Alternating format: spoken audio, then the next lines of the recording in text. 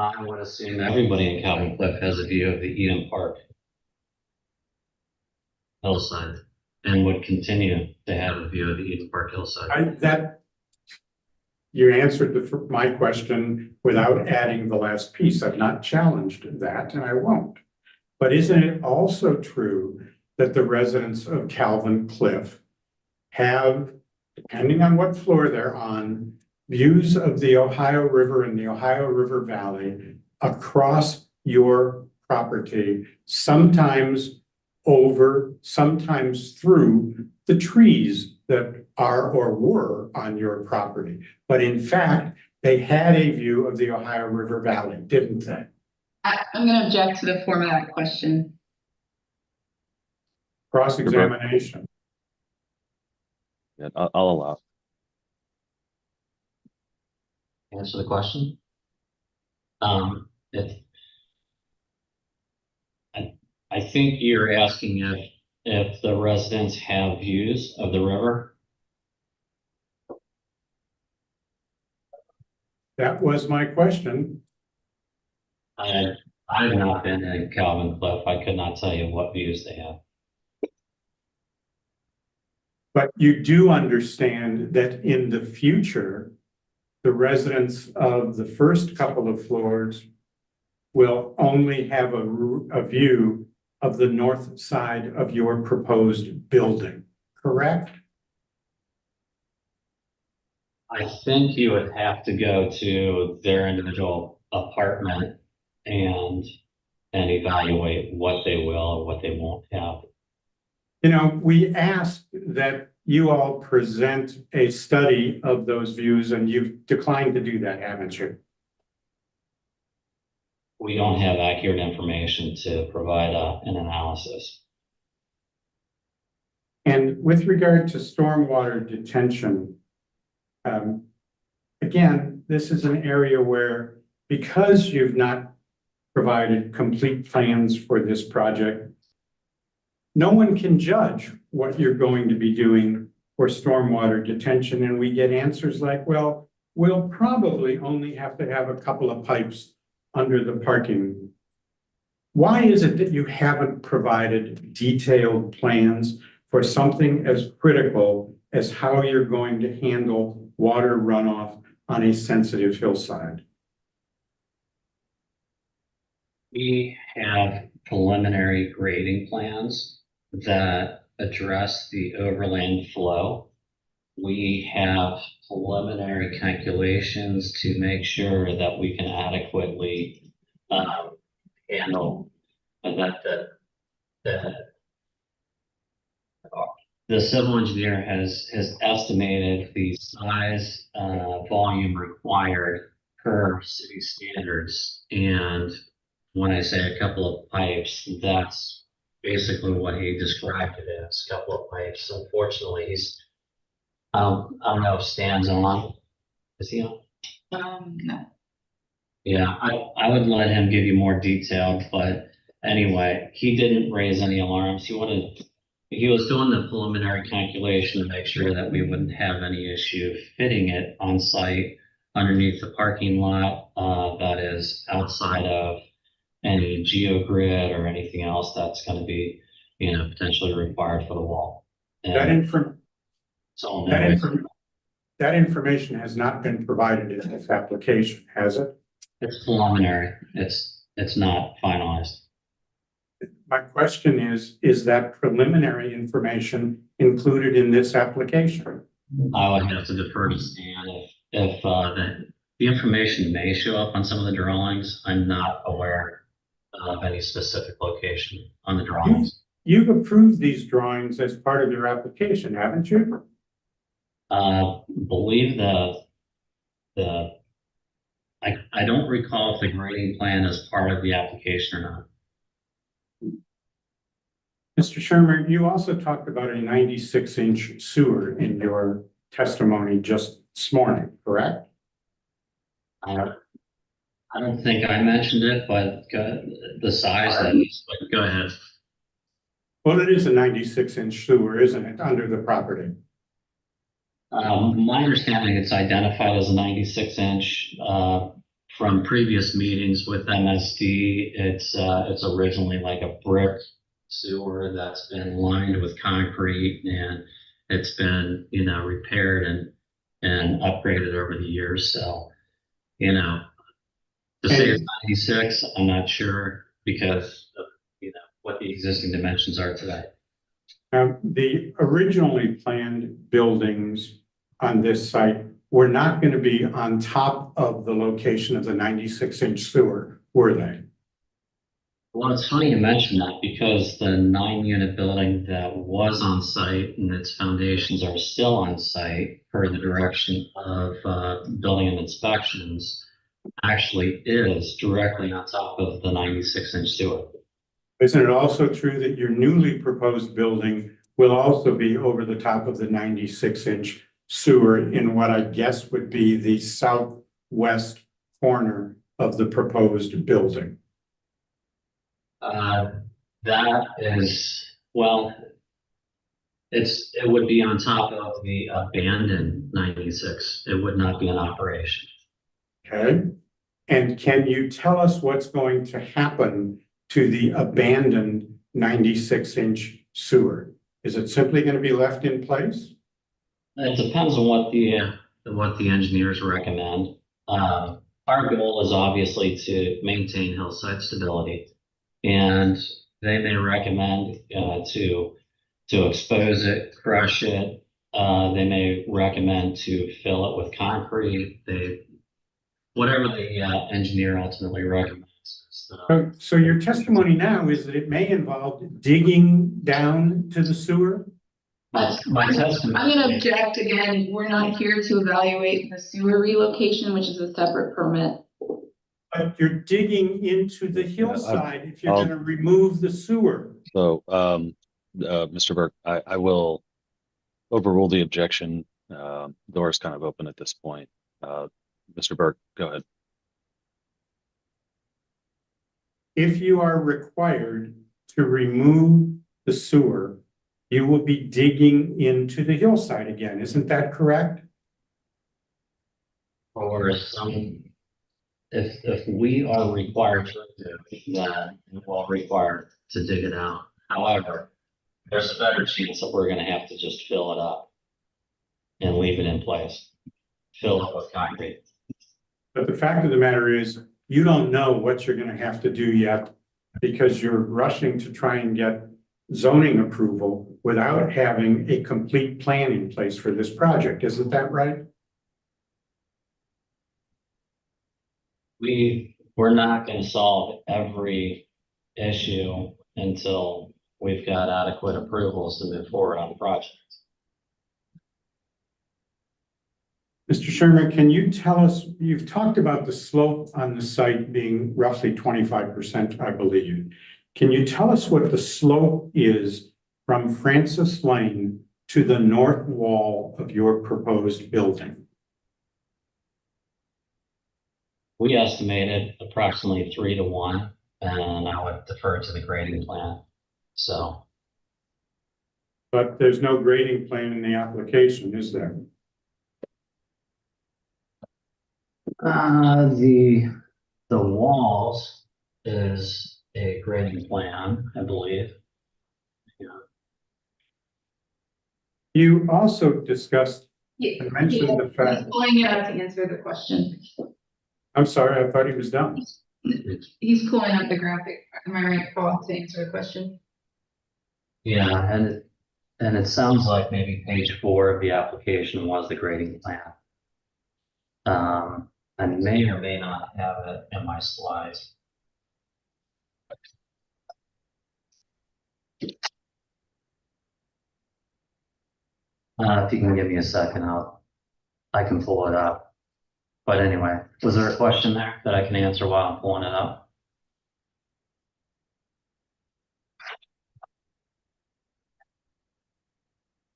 When you say, are you referring to exhibit 4 of the application? Page 4, I'm sorry. Which?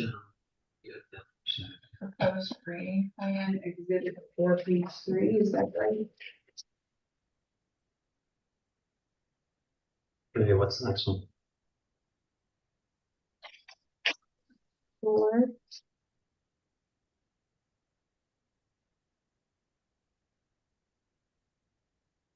Uh, 4 of 5, Kemper Exhibit 4, page 004. That has the proposed wall heights. Also has some grading attached to it. With it. That's not the grading plan for the site, is it? He would need the grading plan to come up with wall heights. Is there anything specific on the grading that you wanted to review? Just asked you about that, but you've also now, I think, established that there is no grading plan included in the application. Kemper Exhibit page 003. Mr. Shermer, he's asking if there is a grading plan as a part of the application. Can you respond to that? Okay. That's what I was referring to right now. Okay. Exhibit 4, page 003, from Mesco Engineering is in the title block. You'll see that it's proposed grading plan presenting a submission. And of the civil engineering package, it is page 3 of 5.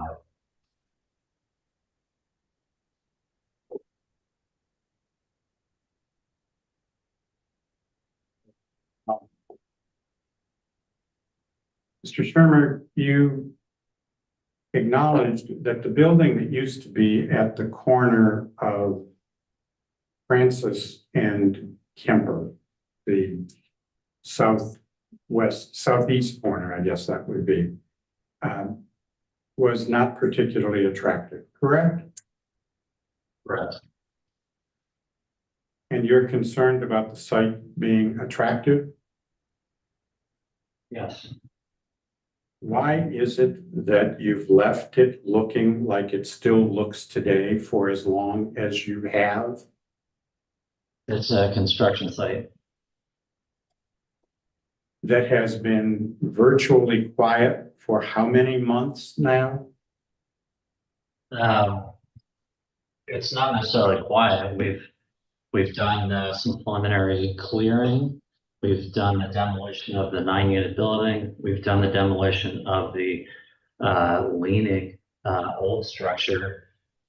We've taken down a few trees that are on the somewhat level spots.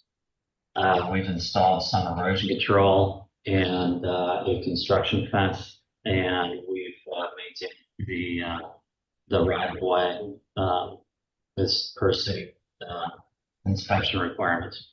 And much of what is left of buildings that you have been demolished has been allowed to simply remain on the site for how many months? The remaining building that you see on site is per Department of Building Inspections requirements, because they recognize that the previous building, the 9-unit building that was on the corner, its rear foundation wall was actually a retaining wall for that soil. So they have requested, what you see on site is what the city has requested until the future building commences construction. To be clear, I wasn't asking about anything that's underground and can't be seen.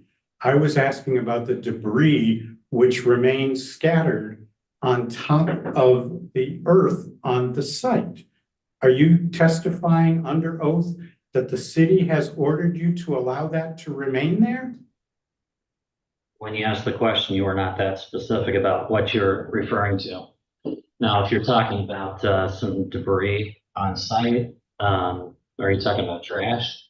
Or are you talking about trees? Are you talking about rubble? What? You can include all of those things in there that has simply been allowed to remain on the surface, certainly not appearing good to the neighborhood for months.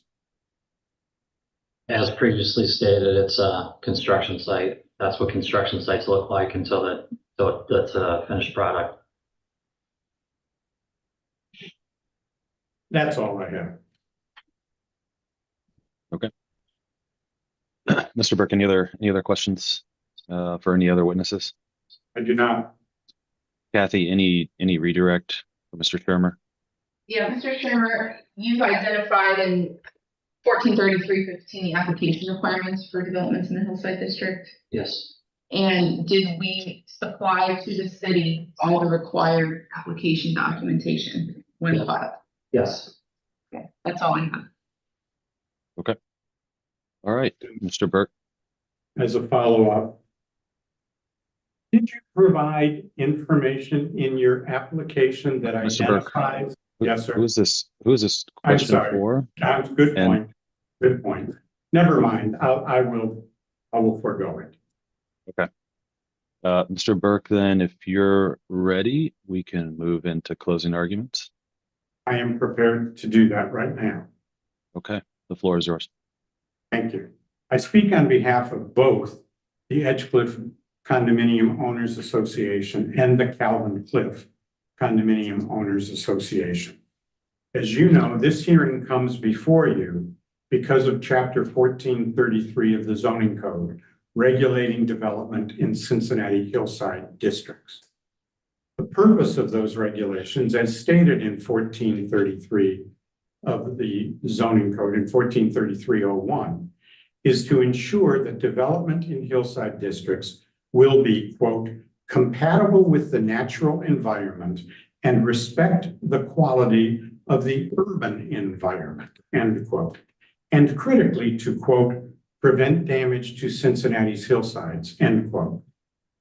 We've learned there is a steep price to be paid when our hillsides are not protected. Something over $17 million just a few years ago on Columbia Parkway. It was demonstrated again just earlier this year when the hillside directly across Kemper Lane from this site collapsed again. And Kemper, at least in part, was closed for some time.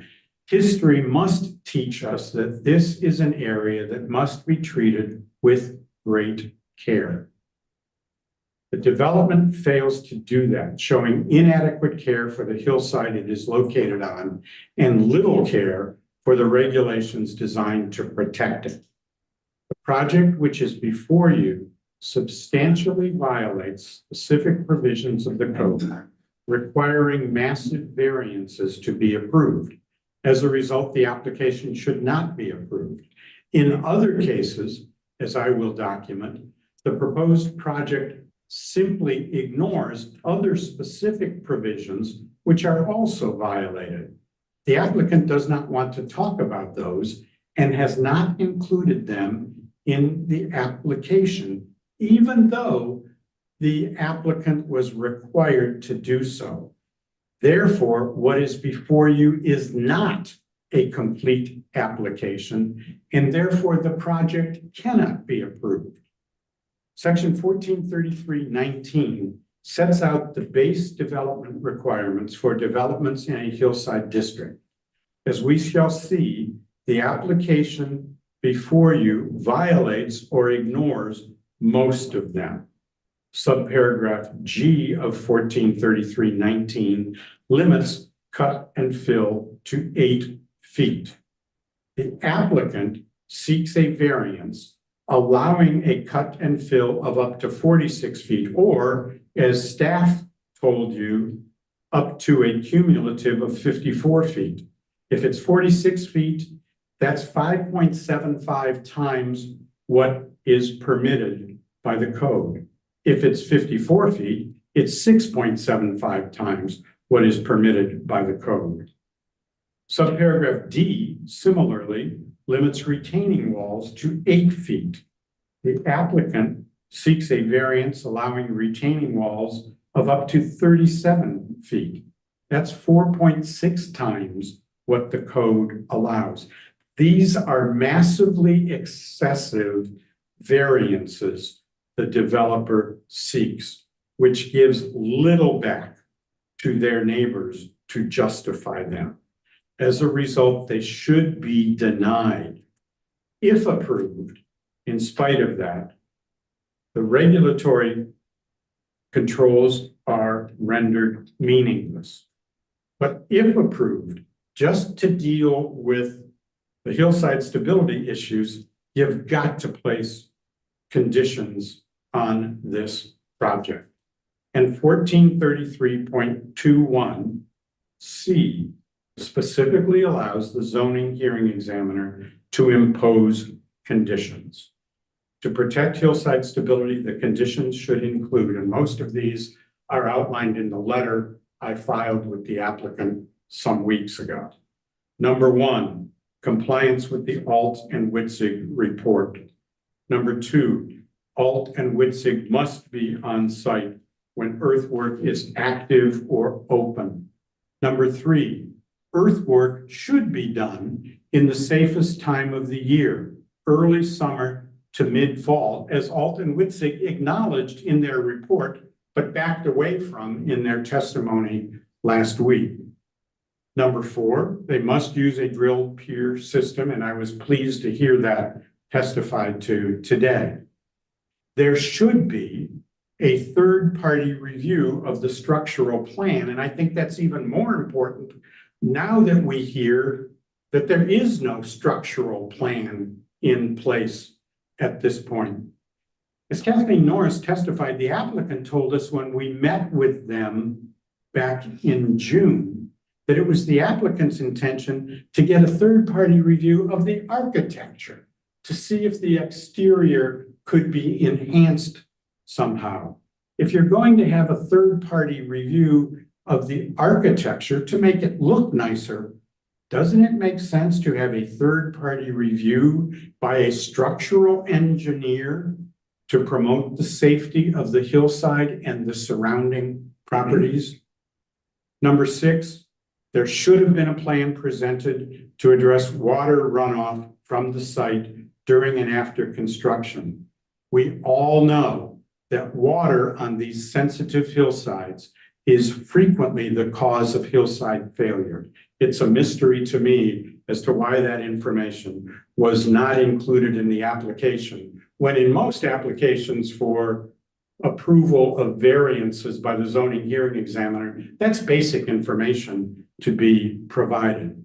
And finally, there ought to be a plan that tells us in advance what's going to happen to the 96-inch sewer line. If it's going to have to be dug out, that should have been included in the cut and fill that was a part of this application. Now I'd like to turn to view blockage issues. It's a fantasy to believe that the views from Calvin Cliff will not be impacted. Even the developer has acknowledged both last week and again today that they will be compromised. Of course they will. The midpoint elevation of the roof of the proposed building will be at 743 ASL according to staff, according to city staff. That's 23 feet above the ground floor units of Calvin Cliff. And that does not take into consideration the height of the solar panels or mechanicals on the rooftop, because the applicant does not provide information regarding that. I agree, the developer was correct. Mr. Yes, Burke, sir. just quick question on views. What is your take on what level I should be weighing impacts on private viewing areas from inside private domiciles versus what 1433-23 states that buildings should respect views from public viewing areas? I think I understand the issue you are raising, but even the city staff purported to consider views from private buildings. I think he got it wrong.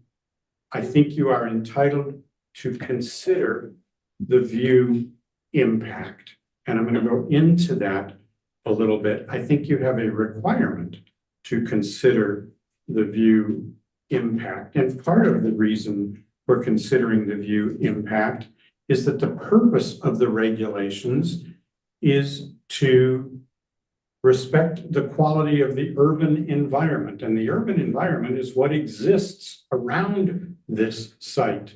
And here, among other things, that includes Calvin Cliff and the Edgecliff and the Edgecliff Point, and the latter two of which will be looking down on this building and its rooftop. So I think there is justification for you to consider it and to impose conditions if you deem that to be appropriate, and I will come to that. Can I move on? Yes, yeah, thank you. One other thing I would point out is if, in fact, views of the Ohio River Valley from Calvin Cliff in particular, or of an ugly rooftop from other buildings are going to be created, you're honestly going to reduce the value of properties in Calvin Cliff because part of their value is the ability to see the Ohio River Valley.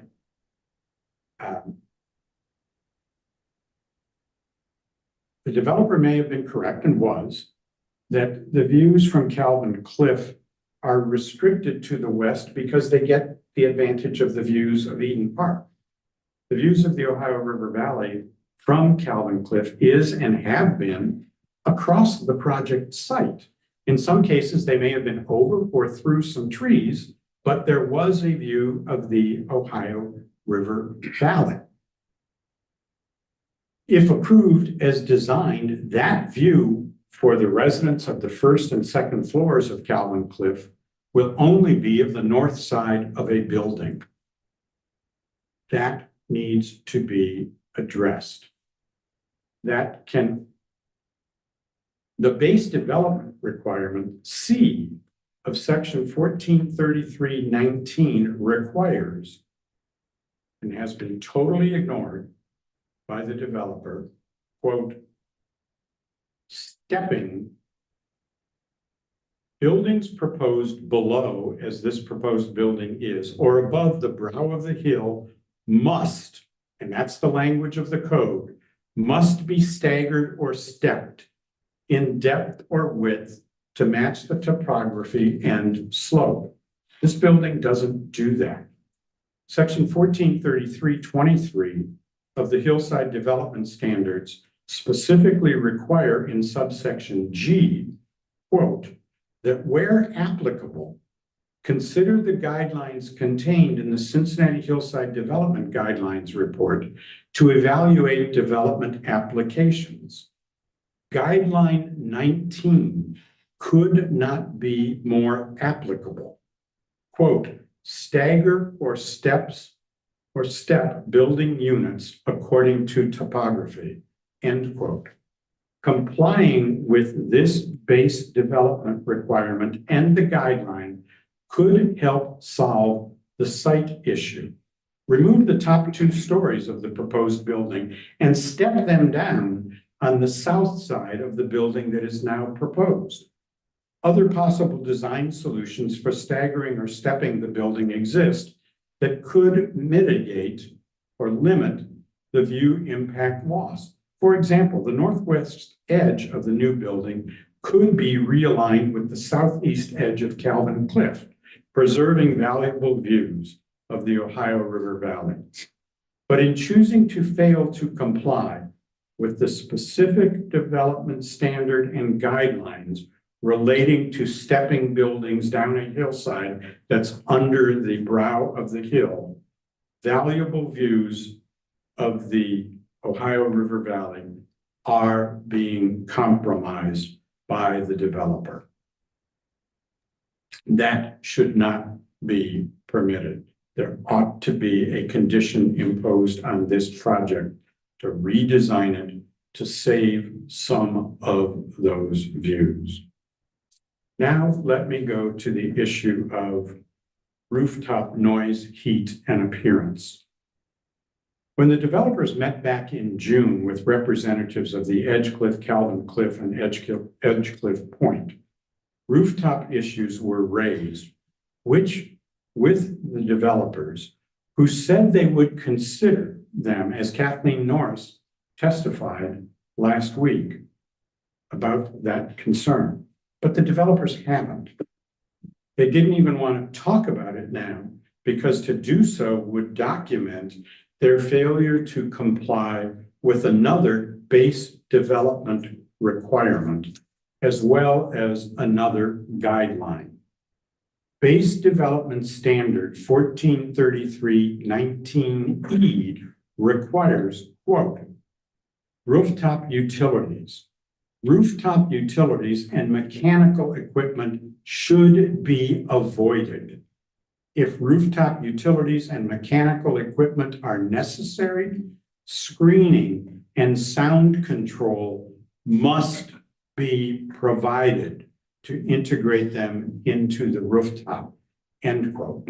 Guideline 28 from the Hillside Development Guidelines is also very specific on this issue. Quote, avoid rooftop utilities or provide screening and sound control or otherwise integrate them into the rooftop, end quote. There is no information contained in the application which allows you as the zoning hearing examiner to even understand what will be on the rooftop other than the statement that a solar panel array and mechanical units will be there. How many mechanical units? We've heard as many as 66 or more condenser units with all their noise, heat, and appearance will be at the level of some 743, roughly the same level of the upper units of Calvin Cliff, just across Francis Lane from the site and near enough to be negatively impacted at the edge cliff as well with their heat, noise, and appearance of condensers.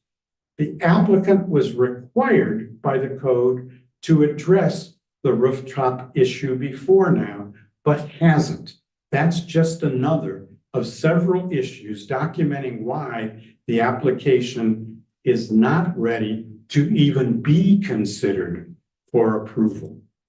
And again, the developers have chosen to ignore both the code and required standards and guidelines. If despite the critical information to evaluate the project, you as the zoning hearing examiner elect to approve it, this is another area where conditions are critical. We couldn't offer specific conditions because we don't know what the developer's going to do on the rooftop. But among possible conditions could be the relocation of the rooftop condensers to another space, perhaps in the garage, or the use of geothermal, or the use of a variable refrigerant flow system, or the guarantee that the highest quality condensers with the best noise control, not just within the building, but to the neighbors, would be used. And it would not be unusual for the hearing examiner to impose conditions controlling noise, because the zoning hearing examiner, but you and previous zoning hearing examiners have imposed conditions to control noise previously. The classic in my experience was when Children's Hospital built their new patient tower and needed to land emergency helicopters on the rooftop there. They needed to get a variance to do that. The zoning hearing examiner imposed noise controls, directing the directions those emergency helicopters could fly in and out of Children's Hospital in order to creating noise above residential units. And honestly, and I think you know this, Mr. Hearing Examiner, it's not been unusual for you to impose time limits on when outdoor activities such as music could take place as part of approving other variances. And here we're talking about condensers that will operate some 24 hours a day. Landscaping is another issue where the applicant has failed to provide all of the information that should have been provided as required by the code. They offer a preliminary landscape plan that has you guessing what the landscaping is going to be. A complete landscaping plan must be submitted for review before this project can be approved. Section 1433-19F requires, quote, landscaping or pervious surfaces. All pervious surfaces remaining after completion of construction must be landscaped in trees, shrubs, grass, or ground covers to promote hillside stability and reduce excessive water runoff. That hasn't been done. Multiple guidelines also require consideration, but the applicant provides little information allowing their consideration. Guideline 33 requires the employment of extensive landscaping along development in corridors. And clearly this development is in a very important corridor between Eden Park and accessing Columbia Parkway. We don't have the information on whether or not extensive landscaping will be there. Guideline 42, replant all cuts, fills, and other earth modification. We don't know whether they're going to be doing that or not. In guideline 47, quote, retain and add landscape and vegetation which show strong seasonal change, end quote.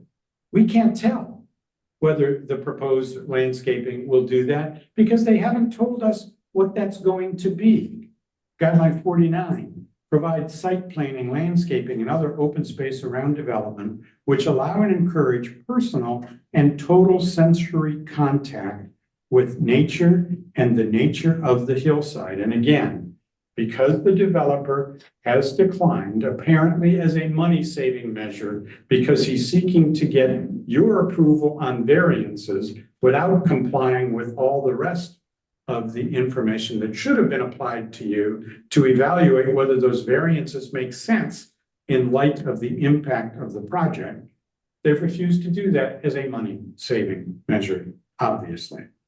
There is also insufficient information to judge either exterior landscaping or the lighting and signage on the project, all of which should have been available both to you and to the neighbors to consider when they are looking at and evaluating this project. And I will tell you that in talking with the presidents of both Calvin Cliff and the Edgecliff Condominiums Association, both of them I know to have a long history of working in support of development projects. They wanted to make clear, and they did as they began their testimony last week, that they are not opposed to development, and neither are most of their residents of this site. But it's a development that must be done with great care. And it's a development that must be done in compliance with the code and that respects the delicate history of the hillsides and must respect its neighbors. As proposed in the application in front of you, it does not do so. It does not conform with the purpose of the hillside regulations, the base development requirements, the hillside development standards, or the guidelines the regulations require must be considered. Critical information is missing from the application that must be required and reviewed before any approval can be fairly granted. Too much is at stake here to do otherwise. We ask that you either decline this application outright or delay further consideration of this application until the applicant provides the information that should have already been required. I thank you for your time. Thank you, Mr. Burke. Ms. Ryan, are you ready? Sure. Mr. Burke had mentioned that it was a mystery to him that certain information was not provided. Again, as we provided in testimony, the application requirements of 1433-15 include a series of items that we have provided to the level of specificity required. No structural plan to the extent that they discuss is required at this time. The zoning code recognizes that this is kind of a gatekeeping measure within the Hillside District to require things at a level of specificity that allows some reasonable determination of hillside safety and integrity consistent with city policy. As far as preliminary geotechnical evaluation, we've said it many times, this is a preliminary geotechnical evaluation. That is what is required by the code. We don't have detailed structural plans at this time, as that is something that is simply not required. Again, that includes the landscaping plan. We have provided a plan that shows the location and general details of that. This code at this time simply does not require the level of detail that the neighbors are requesting. An example of a scenario where that might be the case is in a buffer yard. There's specific quantity, width, every detail imaginable to provide a specific landscaping buffer. Here, there is simply a requirement that a landscaping plan is required generally. We have testified to the fact that the details of that plan are not yet ready and are not yet appropriate at this stage. And when providing that in the context of this, all it states is all pervious surfaces remaining after complete construction must be landscaped. It does not say that an application must have X amount of trees with X amount of caliper, have a berm in lieu of that amount of trees, have a fence of X height. Those sorts of things do occur in the code where they are required. Here it recognizes that landscaping must be acknowledged and considered and completed in the process, but the hillside development requirements themselves do not require that level of specificity here. And in this particular case, there is not any compelling reason to provide something with some distinct buffer. And I'll go into that with respect to the type of relief that we are asking for. Same with the utilities. We have specified that they will be on the rooftop. They will be there with the solar panels within a certain setback from that area. There is nothing that says that they have to have a certain level of detail about that. There's nothing that says that we have to have a certain decibel requirement, that we have to specify exactly what model of AC units we are providing. But we understand that those are considerations that are going to be incorporated into this project as it goes on. So for the purposes of the application requirements itself, we have met all requirements of 1433-15. And again, I will reiterate, Mr. Rosenberg has met with the community council. He has met with the neighbors. He understands they're represented by an attorney and they're formally opposing this project. I understand that they didn't attend the community council who unanimously approved this project. And so as a practical concern, as Mr. Rosenberg testified to go into exactly what detail on a particular landscaping field, for example, we would be doing is simply not practical at this time, nor is it required by the code. And as I mentioned, a lot of this goes back to that detail and where it's relevant has to do with the type of relief we have before you as a zoning hearing examiner today.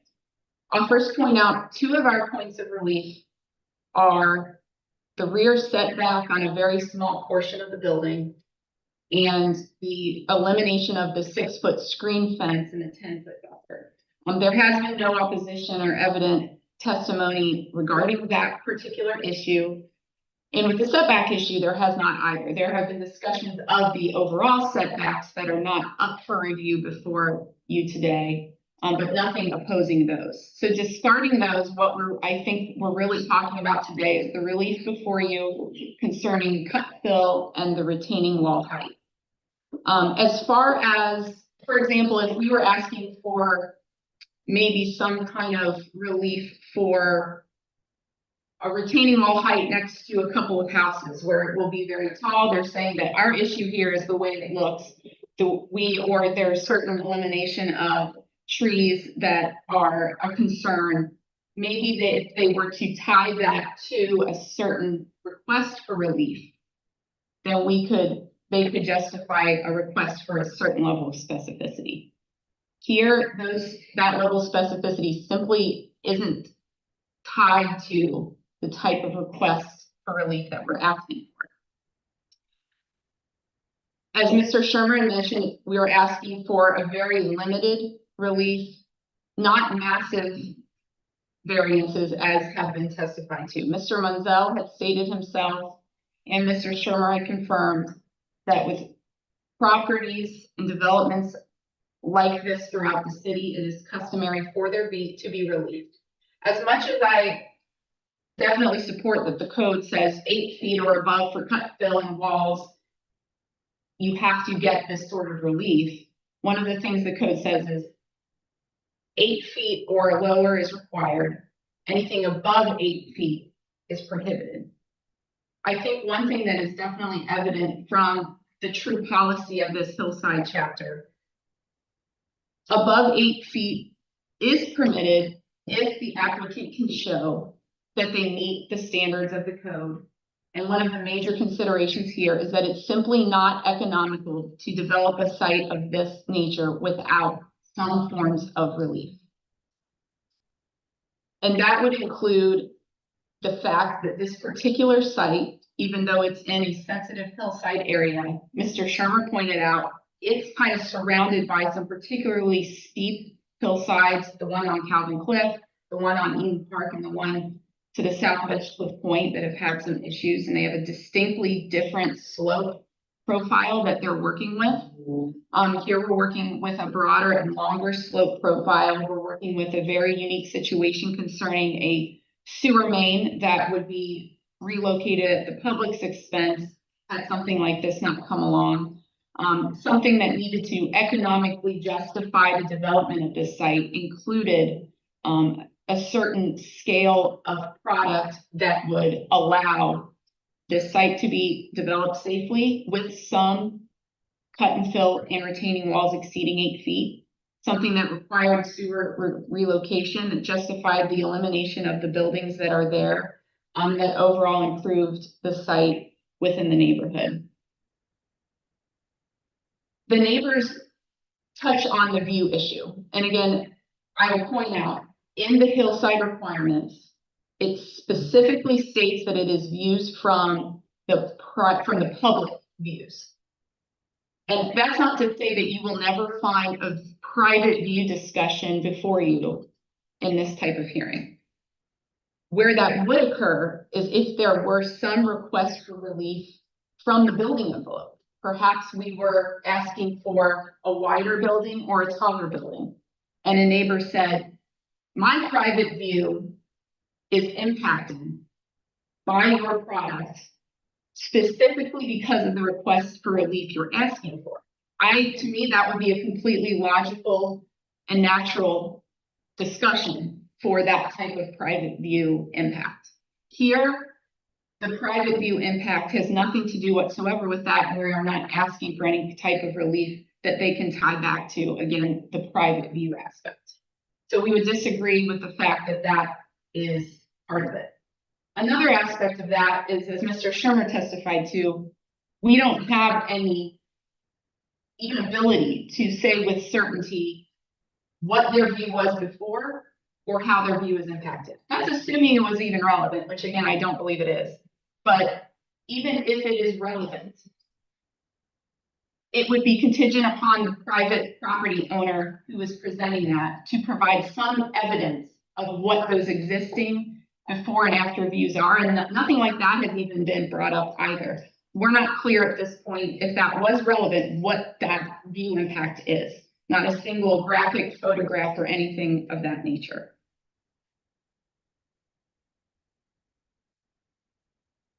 So the other thing that is kind of the core issue here with respect to the relief that is before you is that these are highly technical requirements. Everything that the applicant has provided as far as their preliminary geotechnical evaluation and all the plans that would be tied to that are presented by qualified experts and provide the minimum requirements necessary for the city to at least get through this particular stage of the zoning process.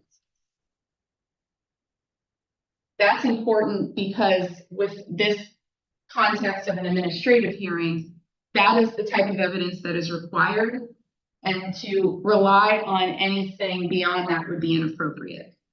The applicant here has met their burden to show from a technical standpoint within the Hillside District, the areas of the retaining wall and the areas where cut fill are occurring in excess of 8 feet are being done consistent with the intent of the Hillside regulations.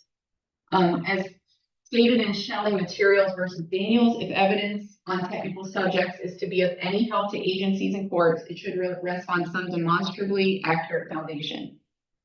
The applicant's evidence presented today is not only sufficient, but it stands unrebutted by any sort of reliable evidence to the contrary on these technical matters. In Falang versus Butler County Board of Zoning Appeals, speculative testimony concerning how an applicant's activities might, quote unquote, might lead to greater impacts has been held to be insufficient. Again, here, whether they're bringing up the uncertainty of the runoff, of the sewer requirement, or anything of that nature, that is not something that is sufficient to overcome the fact that we have provided sufficient evidence at this stage, on the preliminary stage, to get approval for the relief requested. We've heard a lot of information regarding the water retention that's not part of this stage of the permit process. Sinkholes that are on other properties that have while close, have a completely different set of facts that they're working with. We've heard a lot about the fact that this, I think the word used was, this building is a solid block, that it's too big. When again, we fit within the building envelope, and the size of the building within the building envelope is not up for review by this body. We've heard the same regarding not the setback we're requesting, but the setback of the building as a whole, which again is not something that we are required to have relief for. We've heard about the architectural finishes. We've heard suggestions that we need completely different types of utilities for geothermal, for example, that for all I know could have a completely different set of technical standards. We've heard about traffic, which again is something that has been independently vetted by the Department of Transportation and Engineering and is not part of this review process and has been found to be satisfactory. All of those things do not speak to the request for relief that we're asking for. I would also speak to Adelman Real Estate Company versus Gabanik. The fact that adjudicatory hearings are to be open to the public does not result in their transformation into legislative public hearings, despite the fact that public comment is allowed. The evidence presented in opposition of a conditional use permit in this case, but for any administrative relief, should be direct evidence, which is more than speculation or opinion voiced in terms. We've heard a lot about general concerns for things that, again, are general concerns, are speculative concerns, even right down to private view sheds that the individuals complaining of would be in the perfect position to present some direct evidence of. We've seen no direct evidence, we've seen concerns, and all of those concerns can be overcome by the fact that we've provided the sufficient application requirements for this stage of the process. And this includes the fact that we've provided at length, both in the letter and as repeated by Mr. Rosenberg and Mr. Shermer in particular, the evidence required to show the variances asked for has been met. We've provided examples, both variance standards. There are other examples of retaining walls and cut fill that are necessary throughout the city. And the hardship requirement has certainly been met in this case. The site is here and undeveloped for a reason, as they had stated. There are a number of factors. The way the area had the building, off of Francis to Kemper, the way we've got this sewer that has to be relocated. All of these things play into this being a unique site where when you have a certain scale of building, you can meet those requirements and make it economical with some relief there. A critical issue with this is that this site had been previously approved. There were 2 buildings on that site, but the relief requested on the previously approved application was greater than we have here. So it's been cut back. We've heard testimony about the fact that this building is improved in many ways on the hillside integrity that previously approved plan had. That included the fact that the previous building had built into the structure itself, the retention for the hillside. Here it separates that. We've heard from the experts that there is a existing retaining wall for Francis, and that this is all completely completely independent of that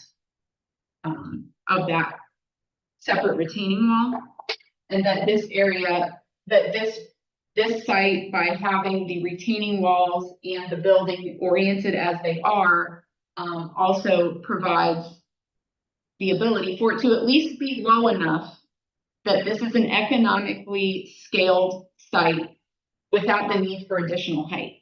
And the applicant does have a right to make some economic return on this site. And this is evidence, both this and the previous application, that you need some level of scale to do that.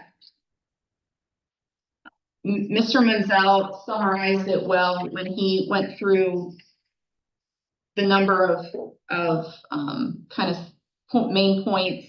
There are no height limits.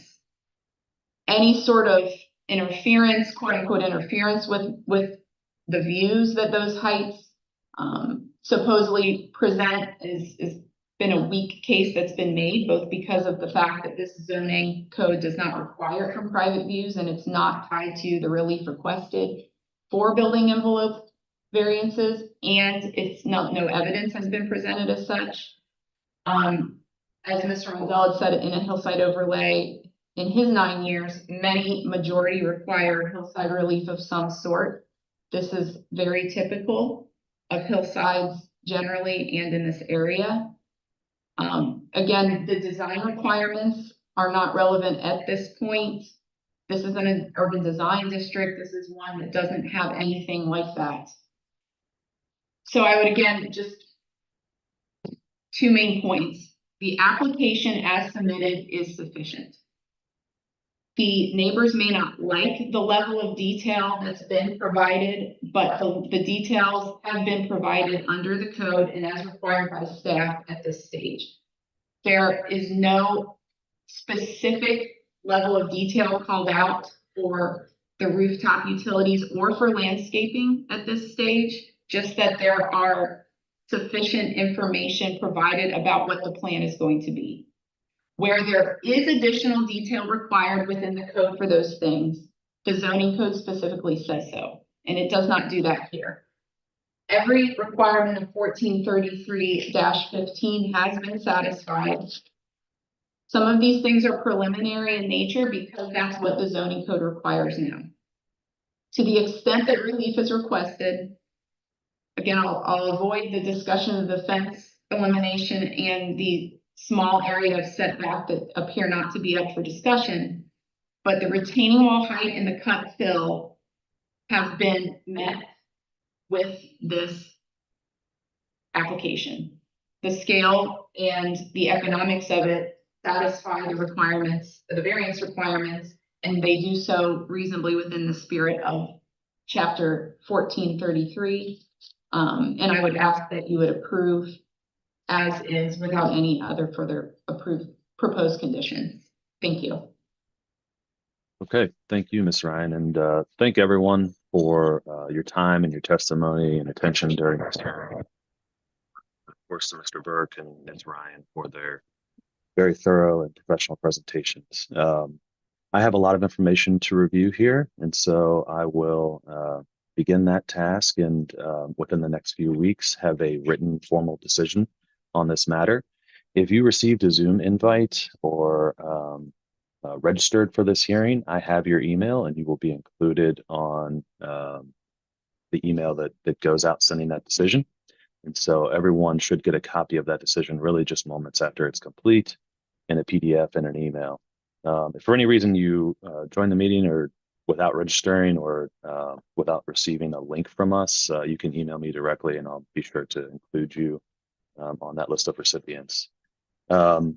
Anything further from an administrative perspective, Mr. Burke or Ms. Ryan, before we adjourn here today? Nothing from me. Okay, great. Well, thanks again, everyone.